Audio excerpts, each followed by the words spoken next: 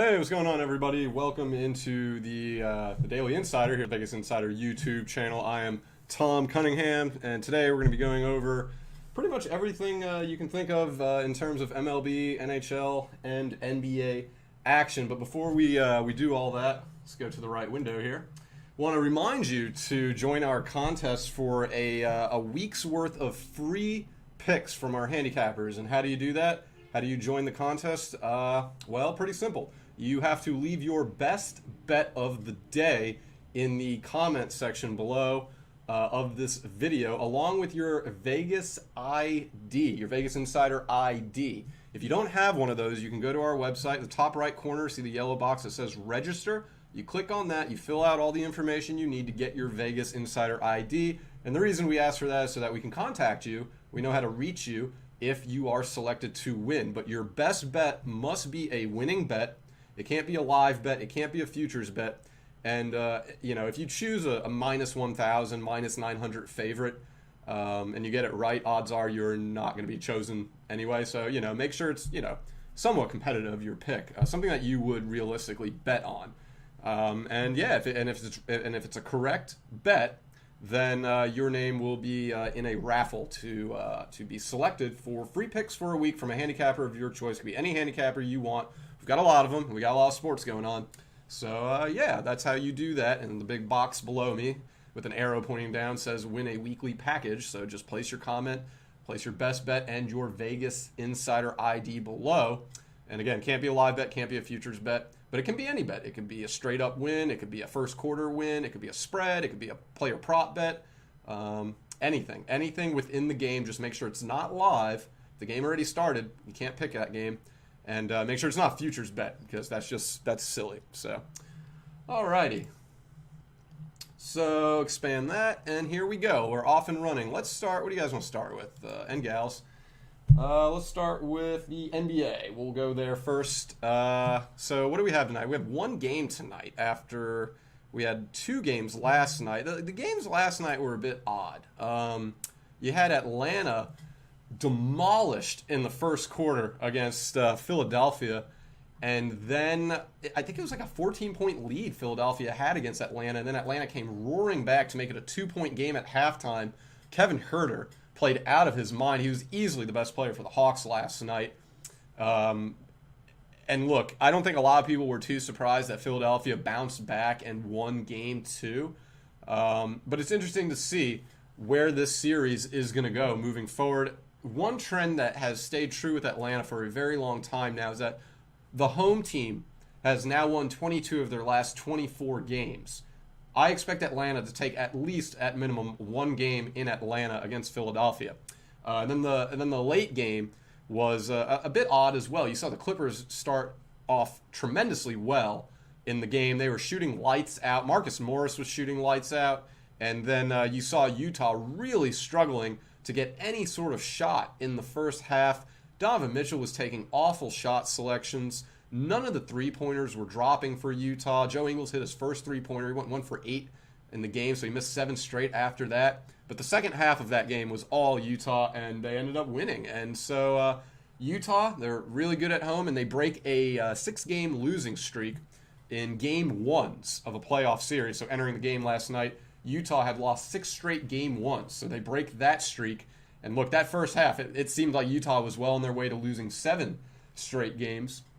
But there are 7 straight game 1s, but look, they prevailed and won the second half and ultimately won the game. So now we are on to tonight's game between the the Denver Nuggets and the Phoenix Suns. Nikola Jokic just won MVP, so congratulations to him. Congratulations if you took Nikola Jokic to win MVP. I believe he was a 20-1 favorite to begin the year, so you cashed out very nicely if you took Jokic early in the year to win the MVP award. And so congratulations to him. He becomes the first Serbian player to win the award. He becomes the first second-round draft pick to win the award and the first Denver Nugget to win the MVP award. So Nikola Jokic really just breaking down a bunch of barriers in that regard with the MVP title. Okay, so let's get to tonight's game. We've got the Denver Nuggets and we've got the Phoenix Suns. The Phoenix Suns, they are almost unbeatable in their home arena in Phoenix, Arizona. They have won 17 of their last 19 games when playing at home. That's why you're seeing such a high money line at minus 250 with the Phoenix Suns, minus 230 with a few other books as well, but hovering in that range. Very expensive price tag to take with Phoenix. And look, I do think Phoenix will win this game. A 17 of 19 at home. It would not be smart to bet against that. What I think would be smart, though, is to wait and live bet this game. If there's any sort of resemblance to game one, Denver will have a lead at some point in this game. And when they do, you will see much cheaper odds for Phoenix than the current given minus 230, minus 250. My best advice, if you're going to pick a winner for this game, I do think Phoenix wins, but I'm not paying minus 230, minus 250. Live bet, wait for Denver to have the lead, and if you have conviction in Phoenix after Denver presumably takes the lead, feel free to live bet them. That strategy would have worked against with Utah last night. You don't take Utah; they're a bit expensive to start the game. The Clippers go out to a monstrous start. They look like they're going to run away with the game. Utah's money line dwindles into plus territory. That's when you take them, and they came back and won. I have no issue with you live betting the higher seeded home team if they're down at any point of the game. They should come back and win. So yeah, I think that would be a strategy there if you fancy picking a winner for this game. If we're going to the point total market, now the point total has gone over in 3 straight games played between these two teams, including 4 of the last 5 meetings between these two teams. So the point total going over does seem, the trends do lean in that realm. Also keep in mind that the Denver Nuggets, they have gone over the point total in 9 of their last 10 postseason games. So in the playoffs, there's a lot of high-scoring games with the Denver Nuggets. Going over would seem to be the better bet between the two, over and under, for the point total market. Let's go to some player prop trends. DeAndre Ayton was a monster in Game 1, and what was so impressive about DeAndre Ayton's performance in Game 1, he had the double-double, but he didn't even get a rebound until late first quarter. It may have even been the second quarter when DeAndre Ayton got his first rebound of that game. And you look at some player prop trends now, DeAndre Ayton, he has scored 17 points or more in 7 straight games when facing the Denver Nuggets. You can get him for over 15.5 points at minus 107. Let's see what else we got here. Aaron Gordon had a great Game 1. I know Denver didn't play well. They ended up getting destroyed in the game. But Aaron Gordon played pretty well on offense. Every time he got the ball, he had a lot of confidence in backing down his defender and getting into the paint and scoring pretty easy buckets. Not only that, but Aaron Gordon shot the ball pretty well in Game 1 as well. Aaron Gordon has scored 17 points or more in 4 straight games when playing in Phoenix, Arizona. So any road game against Phoenix, the last 4, Aaron Gordon has scored 17 points or more. You can get Aaron Gordon to score a measly 12.5 points at minus 106. So you might want to look into that realm as well. Chris Paul, he has scored a whopping 21 points or more in 5 of his last 6 games when taking on the Denver Nuggets. Chris Paul, you can get for over 15.5 points at minus 113. Now, Chris Paul, he went off on the assist total in Game 1, and there's another trend that backs Chris Paul possibly doing so again tonight. You can get Chris Paul for 10 assists at plus 110. What does that mean? That means you can actually buy down Chris Paul's money line for assist totals to 7.5, maybe 8.5. Now, you're probably paying minus 120, minus 110 for those too, but I think buying a safety net for cheap minus value is fine. Chris Paul has seen 11 or more assists in 3 straight games when facing the Denver Nuggets. And he had, I believe it was 6 at halftime in Game 1. So really feel free to explore the Chris Paul assist total market for tonight's game. Michael Porter Jr. has been an absolute assassin from beyond the arc. His 3-point total is still not terrible to take. Michael Porter Jr., he has made 3 or more 3-pointers in 7 of 8 games when Denver is the underdog. You can get Michael Porter Jr. over 2.5 3-pointers at minus 120. That seems very cheap for the fact that Michael Porter can hit 5 threes in a quarter. That's like literally the only shot he takes anymore is 3-point shots. So, I think that's worth taking even at minus 120. If you want to move it up to over 3.5 3-pointers from Michael Porter Jr., you could probably get something closer to even value, and I think he should hit that. I mean, if look, you can go whatever you want with Michael Porter Jr. taking 3-pointers. You want to move it up to 4.5, 5.5, and go for insane value, feel free. But he should hit a minimum of 3. A minimum of 3. So it really depends on what you're comfortable spending for Michael Porter Jr., but I think he's one of the best prop bets in the playoffs so far in terms of 3-point shooting. Jay Crowder's up there too, but I don't really, he's due to fall off at some point. He's not really a 3-point specialist, and he's been on fire lately. I expect regression from Jay Crowder at some point, which would indicate under 2.5 3-pointers in some way, shape, or form. I mentioned DeAndre Ayton with the double-double. If you want to take his double-double odds, feel free. You're getting an enormous plus value there. He has seen 11 or more rebounds in 6 of 7 games when facing Denver. So you could get DeAndre Ayton over 10.5 rebounds at plus 104. There's plus value there. But again, looking at the trend that says DeAndre Ayton should get 17 points and 11 rebounds, I wouldn't even worry about his point total or his rebound total market. Just go to the double-double market, and you could probably get plus value for that. It's basically parlaying the points and the rebound total, but you don't need 17 points out of DeAndre, and you only need 10, and you only need 10 rebounds, and the trend says he should get 11. So I think if you fancy DeAndre Ayton in any way, shape, or form, tonight's game, go with the double-double, avoid the separate point total market and rebound total market. I would just go right to the double-double and do that. But if you're only keen on DeAndre Ayton scoring points or only keen on his rebounding ability tonight, then you might want to go into the separate individual player prop markets. Otherwise, pair the two and take the double-double for plus value. Is there anything else? Okay, my boy Campazzo here. Facundo Campazzo. I hope I'm saying his first name right, Facundo. He has seen 5 or more assists in 9 of his last 12 games, and he hit on that in Game 1. You could have gotten Campazzo in Game 1 to go over 4.5 assists, so it's not that many. Over 4.5 assists at plus 120. Odds makers they're not going to be fooled twice by this. They currently have Campazzo over 4.5 assists at plus 105. So it's not what it was in Game 1. You're not getting a great value, but it's still good value. It's still in plus territory, not by much. But look, Campazzo, he is a dime machine. And what I like about him, too, is that Mike Malone seems to trust him. Now, in Game 7, I think it was, against Portland, or Game 6 or 5, he was in foul trouble, and he didn't play at all in the fourth quarter. That would be my only concern with Campazzo and his assist total market is if he gets in foul trouble, Malone's going to bench him for Morris and Rivers, who are insanely much more athletic than Campazzo, but Campazzo runs the point position much better, which includes assists. So just keep that in mind. Campazzo should see 5 assists in the game, 5 or more assists in the game for plus value, unless he gets in foul trouble. And Chris Paul can do that. He can get him in foul trouble for sure. So just keep that in mind. I think that wraps up the NBA game tonight. I didn't go over the spread too much. If you like Denver, I'm fine with Denver. They have the value in the spread market. I believe that they've covered the spread in 4 or 5 against Phoenix when they are the underdog, which they are tonight in Game 2. But I have no conviction in the point spread. I think you go with a few of those player prop bets. You go with the point total going over, or you go with You go with Phoenix live bet when they're down and trailing, and the odds are presented to you with plus value. That's when I think you strike in picking a winner for this game. I like DeAndre Ayton double-double. Otherwise, you can probably get that for plus value. Alrighty.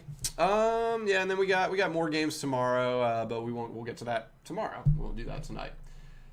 Let's move to hockey before we get to baseball. We got a lot of baseball. We got some afternoon baseball games, so we'll go through hockey first and then just go through baseball now. Before I get to hockey, though, let me check the score for this match. Live right now is, Nadal-Schwartzman. Nadal's about to win. I was going to say, Schwartzman took the second set. He was looking pretty good in the third. If there's a possible live betting opportunity to take a chance on Schwartzman with house money, but that is long gone. Rafael Nadal is about to wrap up that match. Took Nadal futures, Roland Garros winner, minus 110 a few days ago, so I'm going to be rooting for him. Anyways, moving on, we have hockey tonight. as my very noisy coworkers are outside. Let's see here. So we have Boston and New York tonight. 7:30 puck drop, which in hockey language means 7:45 puck drop, because they do so many pre-game stuff in hockey. It's insane, especially if they're like, giving an award out or honoring somebody. But anyway, so 7:30 is the scheduled puck drop time. The Islanders have a 3-2 lead here. One thing I do like about the New York Islanders in this game, other than the fact that they have one of the most, I would say, trustworthy coaches in their corner for the postseason, and Barry Trotz. The Islanders, they're good at home when they're the underdog. They've won 5 of their last 6 home games when they are the underdog. They're plus value tonight to win straight up, and they have a 3-2 series lead. I like New York in this spot. I think taking them to win straight up is fine. They might slightly be the better team. If you look at the roster on paper, Boston is clearly better. The way the Islanders have played this postseason, how they got through Pittsburgh, how they've been playing against Boston in this series, they've got Barry Trotz, who's a proven winner. He's one of the only coaches in any sport to win a World Series or to win a title and then leave the team immediately after. I don't even know if that was by choice or not. But you got the guy, you got the coach, you got the momentum, you got the track record too, and you've got trends. And I think there's a lot to like about New York tonight. Now, if you like Boston and you don't want to take a chance on the Islanders, you think this game is going to go to Game 7, I completely understand why. Because Boston, again, on paper is the better roster. But New York, they play well inside Uniondale, inside the Nassau Coliseum, when they are the underdog, which they are tonight. The Islanders, they've also covered the puck line in 7 of their last 8 games. As underdogs, they're going to be given a puck line of plus 1.5, which is minus 200 territory. So you're paying a pretty penny for that. But they should cover. I like the Islanders here. I would not take the puck line, though. It's too expensive. And I understand New York. They've covered the puck line 7 of 8 games. Minus 200, your money's better spent elsewhere. Because there is always that chance that Boston actually has a late lead. New York pulls the goalie, and then you get an empty netter. Suddenly, they don't cover the puck spread, and you're out. You're burnt at minus 200. So I wouldn't consider that at all. Let's take a look at the goal total. That's a bit... Yeah, there's no real traction that sticks there either. The goal total has had a different result in 3 straight games played between these two teams. It went over in their last game. It was a push the game prior, and then it went under the game before that. Look, if you're forced to pick one, maybe go over. The Islanders, they've gone over in 4 of 6 games. Maybe go in that regard, but I don't know. That's just, there's not enough conviction in the goal total market for me, and it's at 5 also. Most of these goal totals are 5.5. For some reason, the Bruins and the Islanders is set at 5. So it's a bit skewy, to say the least. Now look, the Islanders, they've won 3 of their last 4 games against Boston straight up. So I just think there's a lot to like about the Islanders tonight. The value, the trends, the coach, the momentum, all that stuff. 2 players stand out for me for the Islanders in terms of scoring a goal, a potential goal scorer tonight. Kyle Palmieri, he's been a monster this postseason. He has scored a goal in 3 of 4 games. You can get him at plus 260 to 26 to 1. Matthew Barzal, he has scored a goal in 4 or 5 home games when facing Boston. So inside the Nassau Coliseum against Tuukka Rask, who might not play tonight. Keep that in mind. Tuukka Rask might not play tonight. But Matthew Barzal, he has scored a goal in 4 or 5 home games when facing Boston, and he has odds to score a goal at 23 to 1 or plus 230. If you fancy Boston in any way, shape, or form, I recommend Brad Marchand with a goal-scoring prop rather than for them to win the game or even cover a puck line for that matter. They're too risky for the reward that you'd be given if it hits. If you're going to take that risk of Boston on the road against a team that should really win this game, the New York Islanders, just go with Brad Marchand scoring a goal. He scored a goal in 3 of 4 games, and his odds to do so are hovering around 200, plus 190, plus 180. It really depends what sports book you use. But I like the Islanders tonight. I don't like them to cover the puck line, though. It's too expensive, and Boston can win this game. It's not like the Islanders are a lock by any means. But if push comes to shove, I'm going to go with the trends that say New York wins at home as an underdog. I'm going to go with the trend that says New York has won 3 of 4 games against Boston. And I think I might go with the Matthew Barzal trend. Keep an eye on Boston's starting goalie tonight. I haven't checked anything since started this live stream So make sure you do your homework with what Boston's doing with Tuukka Rask tonight. There were rumors that he might not play. If you go to the Roto Wire's website and look up NHL lineups, as of last night, he was day to day. So really, really do your homework. And I believe New York is going to go with the young Sorkanen again. He's been on and off, but he's been pretty reliable for the most part, considering he's a rookie. So good stuff there. All right, let's move to baseball. Baseball. We got some afternoon games today for baseball, so we'll go ahead and start with those. We got a 2:00 game. It's interleague game. San Francisco and Texas. Texas is the favorite. Again, I kind of don't understand why Texas is continuing to be a favorite at home against one of the best teams in baseball, the San Francisco Giants. Texas, they for a little bit had a trend of the home team winning 13 or 14 straight games. That ended, though, when Texas got back home against Tampa Bay. And Texas, look, they don't have a good trend going up against this division. They've lost 13 straight games against the NL West.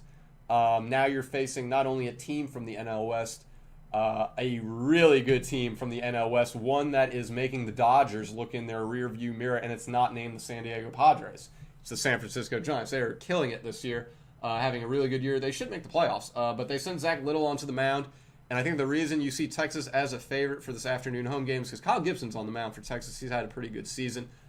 For the Rangers, I am not betting Texas, though, seeing that they have odds at -109. It's too expensive. I'm not taking them as a favorite. First of all, their roster you shouldn't be taking as a favorite. Just from a pure roster standpoint, anytime I don't care who they're playing. It's like Detroit. We'll get to them in a minute with the Tigers. They're favorites. I don't care. I don't care if they're home. I don't care if they're playing home, away, on the moon. They're not good enough. So I'm not paying -150, -1 any minus value for these teams that are not, on paper, good, in my opinion. Not to be disrespectful for the Rangers or anything, but they know what they are. So yeah, anyway, I'd maybe go San Francisco here, but again, they are underdogs at minus value. I'd never really support an underdog at minus value either, so this might be a game that you just want to pass. If you do want to bet this game, though, some good player prop bets to look at. Alex Dickerson has hit a home run in 2 of 4 games when facing San Francisco, and 2 of his last 4 games in general. He plays for San Francisco. But you can get Alex Dickerson to hit a home run for plus 480. Joey Gallo has hit a home run in 2 of 4 games. You can get him to go yard for plus 290. And Joey Gallo is pretty much a home run threat every time he steps into the batter's box. So you have those 2 trends there. The run total has gone over in 4 straight games for San Francisco when they are playing on the road. But there's no real traction when these 2 teams meet head-to-head.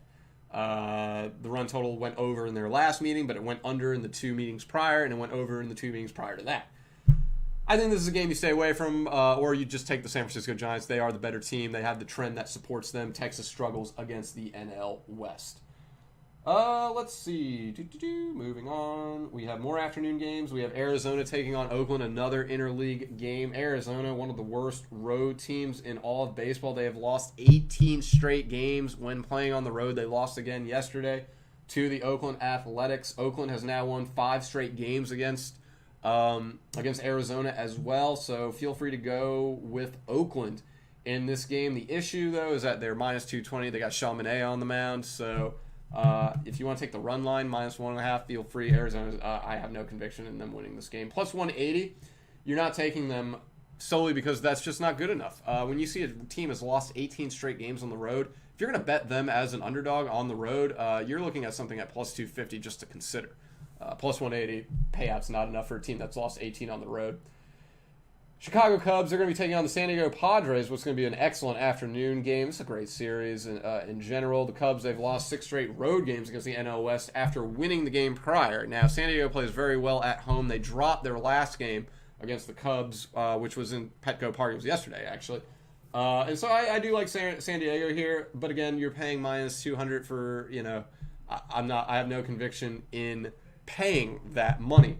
For these heavy favorites at home, if you like them, go with the run line. Otherwise, I would pass. Never should you ever have to pay -200 for a baseball game, ever. I always go to this example a few years ago when the Astros were favorites against Detroit. It's a 3-game series in Houston. Every single game, Houston was a -500 favorite or more. And you're talking, this is when Verlander was healthy, Greinke was rolling. And they lost 2 of the 3 games to Detroit. It's baseball. You play 162 games. You should never be paying that much money for 162. It's too many games in a season to where randomness can occur at any moment. This isn't like the NFL where you play 1 game a week and you can be much more prepared for the team that you're betting on.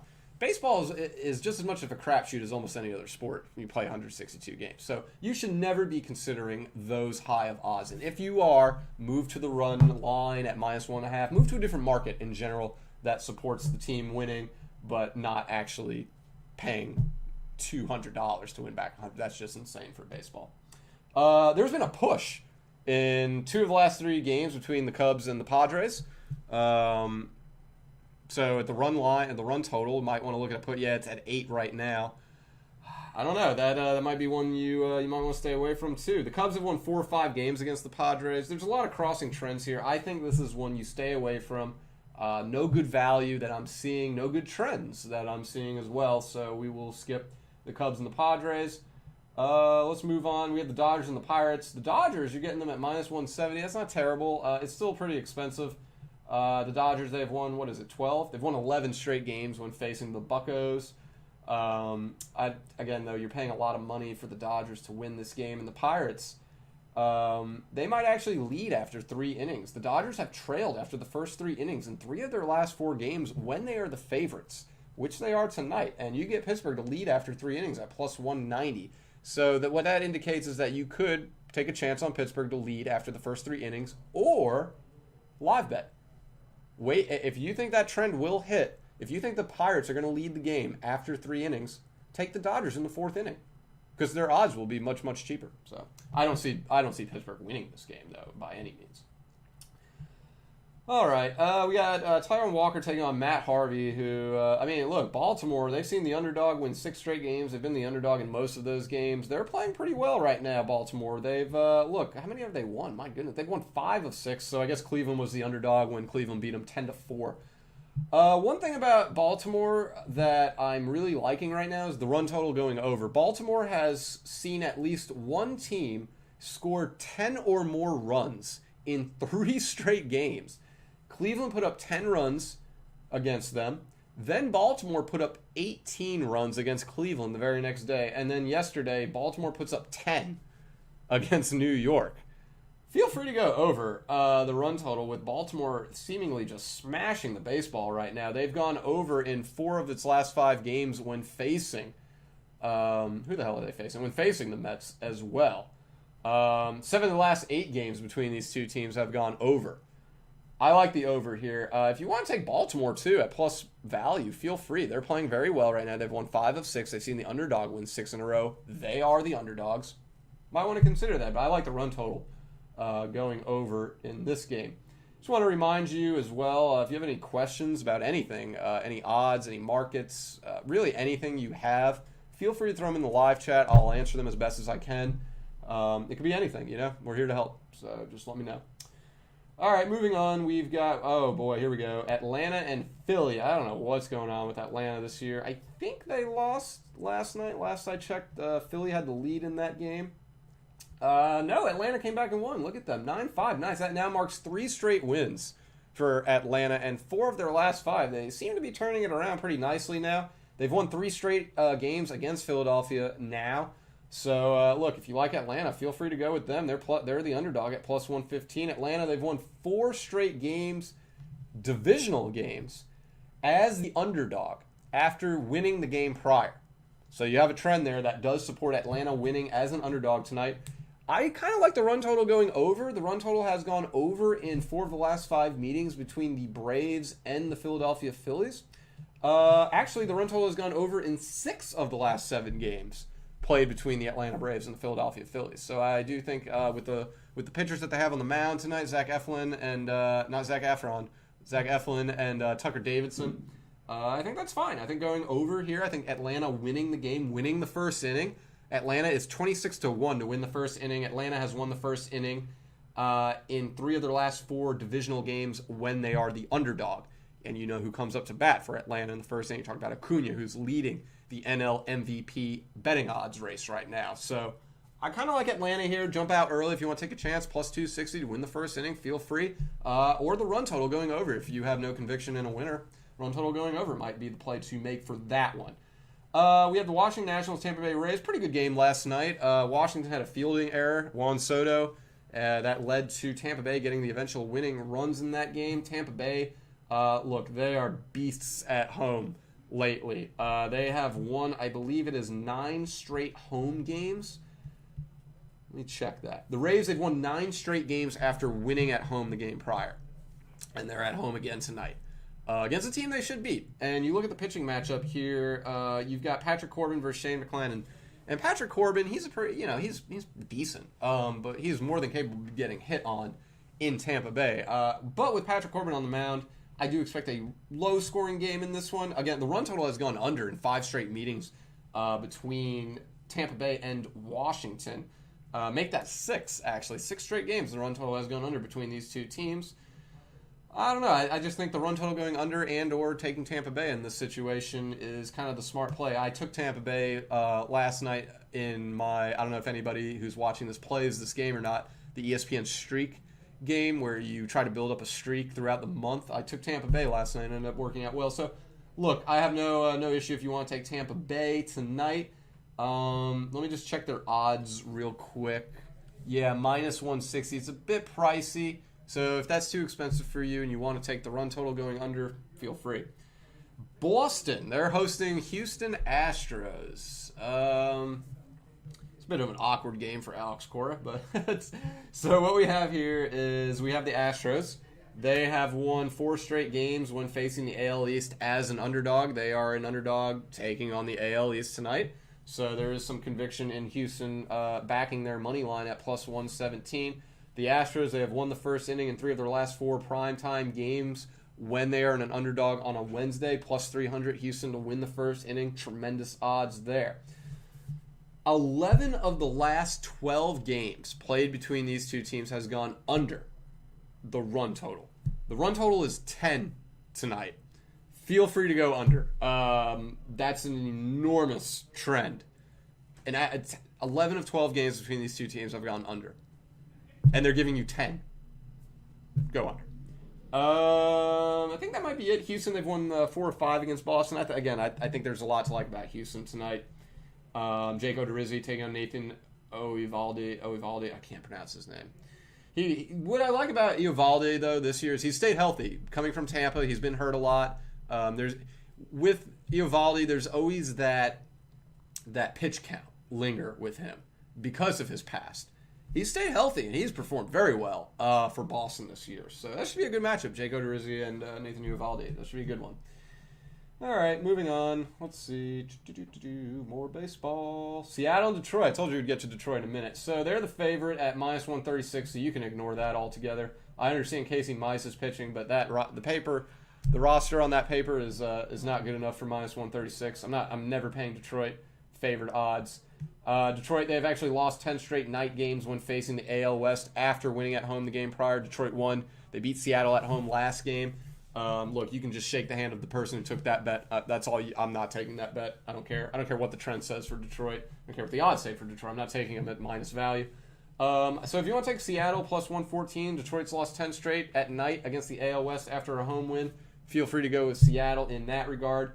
Don't be discouraged, though. Detroit, they have led after 3 innings in 5 straight night games when facing the Mariners. The Mariners, however, they have won the first inning in 3 of their last 4 games when taking on the AL Central as an underdog. You get Seattle to win the first inning at plus 310. Be wary about that, though, because Casey Mize is a very, very good pitcher. Detroit, they've won 4 straight games against Seattle, and the run total has gone under in 4 of the last 5 meetings between the two teams. It has failed to go over in 5 straight games because one of those 5 games was a push at 8 runs. Look, if you like Detroit, I just don't encourage it. I don't care if they win. They're probably going to win. I don't care. I'm just not paying that. I'd go with the run total going under if you had to choose. Or maybe go with Seattle winning the first inning because that's incredible odds that you're getting for that game. Or for that market, rather. All right, last 7 o'clock game for baseball tonight. We have the Brew Crew. They're going to be taking on Cincinnati and the Reds. Now, the Brew Crew, they've won 10 straight games when facing a National League team with a losing record.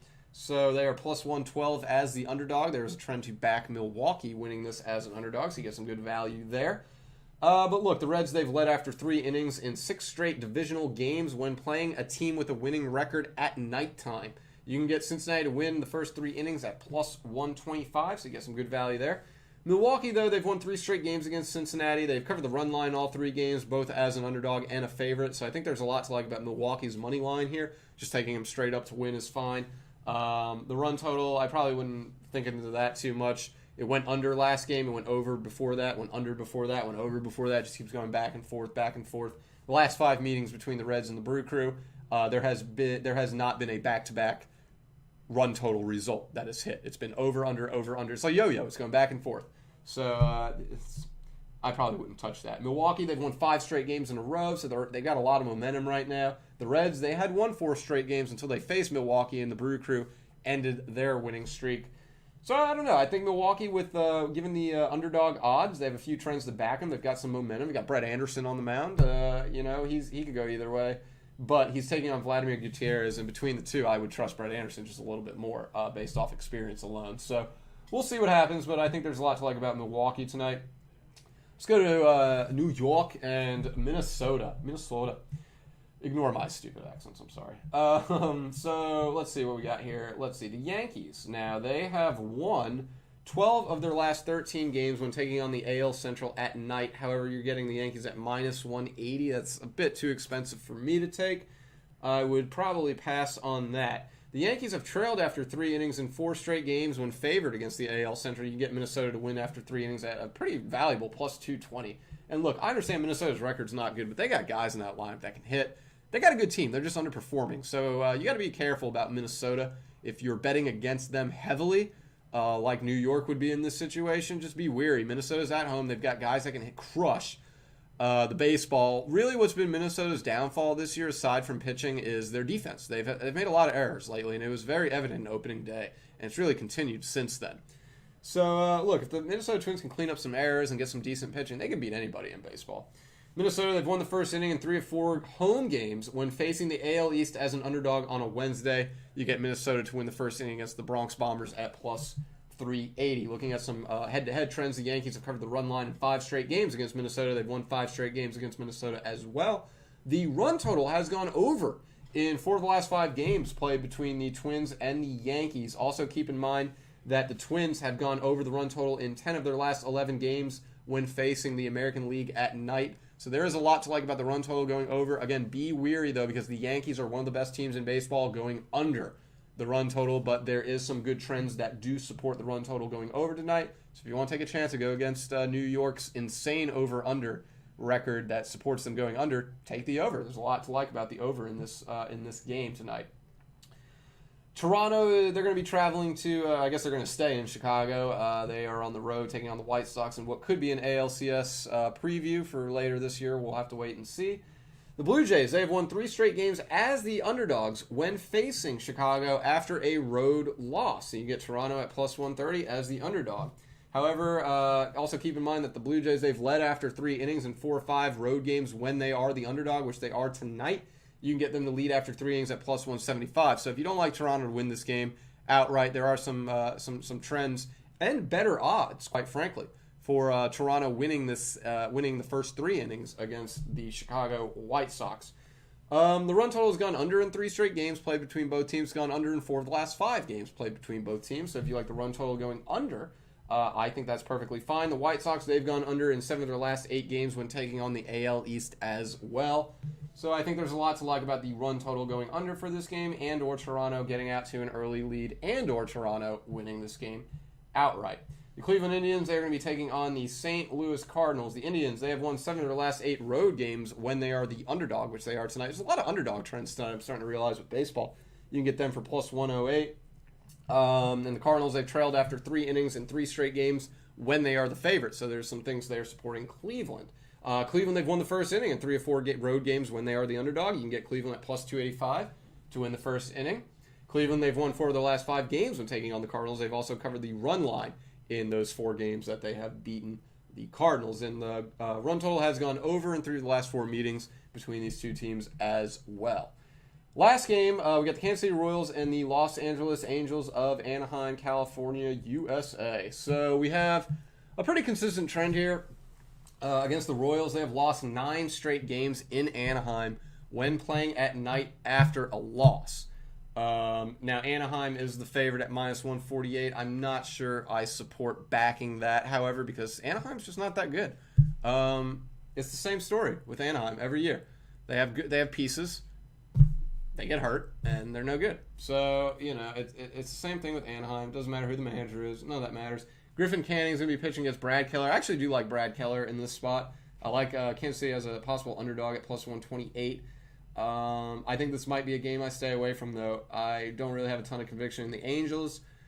The trends I want to pick the Royals tonight, but they've lost 9 straight games in Anaheim at night after a loss. That trend was actually 7-8 before, this series started with the Angels. So I'm not convinced Kansas City for +128 is a good enough line to take with the struggles they've had in Anaheim. But I don't like Anaheim, so I'm going to stay away from this game. There's no real good run total trends to support here. Look, the Angels, they've gone over in 8 of 9 home games against the AL Central. But head-to-head, Angels-Royals, there's no over-under trend that really supports anything. So yeah, again, just want to remind you before we head out here that you can join our contest for free picks from our handicappers for a week. And how do you do that? Well, you leave your best bet in the comment section below. Read the text right below me, that big red box with the arrow pointing down. Leave your best bet in the comment section below, along with your Vegas ID, your Vegas Insider ID, so we can contact you. Like the video, subscribe to the channel. Those are also required, but it's all free, so it costs you nothing to play. And let's go through. So we got Euros. That is the big one that's coming up Friday, and we got group stage on Friday. That begins with Italy and Turkey, and you see we've got best bets, predictions, prop bets, group bets. It's a very robust tournament, great opportunity for people to make a lot of money off of. So definitely check out the Euro 2020 tournament betting content that we have. Again, picks, predictions, best bets and trends, group predictions, the future, everything. Definitely want to check that out. We got WNBA best bets today. We got MLB best bets. We already went over the games. We got hockey. We got NBA as well. This weekend we have NASCAR's All-Star race. So we got odds on that out on the side. You can see under most popular stories. You can check that out. But the big one outside of the Euros, because the Euros is going to carry into July. It just begins on Friday.